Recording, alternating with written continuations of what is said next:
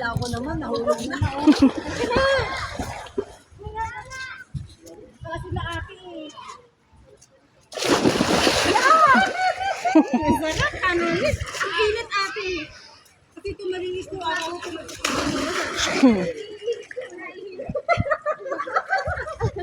Hindi, bawal kasi umimi.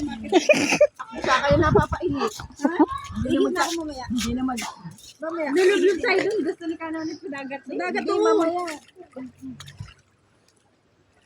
Maliwa kayo doon kanina. Maliwa kayo doon. Dagat. Sige na kayo.